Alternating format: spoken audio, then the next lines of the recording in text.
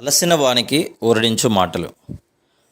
సహోదరుడు భక్తి సింగ్ గారి పరిచర్య నుండి సేకరించిన అనుదిన ధ్యానములు.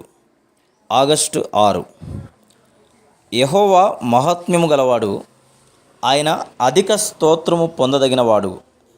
సమస్త దేవతల కంటెను ఆయన పూజనీయుడు. జనముల దేవతలందరూ వట్టి విగ్రహములే. యెహోవా ఆకాశ విశాలమును సృజించినవాడు. ఘనత ప్రభావములు ఆయన సన్నిధిని ఉన్నవి.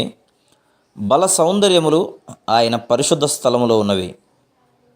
96వ కీర్తన 4 నుండి 6 వచనములు. బల సౌందర్యములు ఆయన పరిశుద్ధాలయములో ఉన్నవి గనక దేవుని పరిశుద్ధాలయమునందు లేదా దేవుని ఇంటిలో మనకు క్రొత్త గీతము ఇవ్వబడునని దేవుని వాక్యం చెప్పుచున్నది. దేవుని పరిపూర్ణత సంఘమునందుంది. సంఘము ద్వారా మాత్రమే దేవుని నానా విధమైన జ్ఞానము బయలుపరచబడుచున్నది. ఎఫెసీ 1:23, 3:10. అందుచేతనే పరిశుద్ధాలయమునందు దేవుని పని ముగిసిన వెంటనే దేవుని మహిమ దిగివచ్చి దానిని నింపెను. నిర్గమకాండము 40వ అధ్యాయము 34 నుండి 38 వచనములు. ఇశ్రాయేలు ప్రజలు ఐగుప్తులో అనేక అద్భుతములు చూసిరి. మేఘము వారి ముందర నడుచుటను, ఎర్ర సముద్రము 2 పాయలై ఆరిన నేలను త్రోవ ఏర్పడుటను చూసిరి. కానీ సాక్ష్యం ఇచ్చిన ప్రజలు దేవుని మహిమ వారి మధ్యను నివసించుటను చూడలేదు. ఎప్పుడైతే పరిశుద్ధాలయపు పని ముగించబడినో అప్పుడు మాత్రమే దేవుని మహిమ దిగివచ్చి పరిశుద్ధాలయమును నింపి అక్కడ నివసించినది. ఆ దినము నుండి కెరూబుల మధ్య నుండి దేవుడు ఇశ్రాయేలు ప్రజలతో మాట్లాడెను. సంఖ్యాకాండము 7వ అధ్యాయం 90వ వచనం. దేవుని యొక్క నిజ బల సౌందర్యములు దేవుని పరిశుద్ధాలయములో మాత్రమే చూడగలం. అదే మనకు సంఘము. ఎందుచేతనగా దేవుడు ఇట్లు వాగ్దానం చేసెను, ఎక్కడ 2-3 చేరి నా నామమున ప్రార్థించెదరో వారి మధ్యలో నేను ఉందును. అందుచేతనే సాతాను చాలామందిలో ఆత్మీయ గురుడితనమును కలుగజేసి ఏదో ఒక కారణం చూపి విశ్వాసులు సహవాసమునకు దూరపరిచి దేవుని శక్తిని దేవుని మహిమను అనుభవించకుండా చేయుచున్నాడు. జనముల కుటుంబములారా, యెహోవాకు చెల్లించుడి. మహిమ బలములు యెహోవాకు చెల్లించుడి. యెహోవా నామమునకు తగిన మహిమ ఆయనకు చెల్లించుడి. నైవేద్యం తీసుకొని ఆయన ఆలయంలోనికి రండి. 96వ కీర్తన 7-8 వచనములు.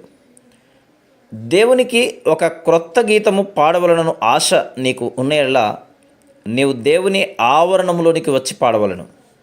మరియు అక్కడ నీ కృతజ్ఞతార్పణలు, నీ స్తుతులు అర్పించవలను.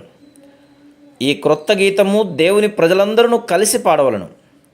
మన హృదయములు దేవుని యందు ఐక్యపరుచుకొని స్తుతి పాటలు పాడిన యెడల అవి మరింత శ్రావ్యముగాను ఉత్తేజపరచునవిగాను ఉండును.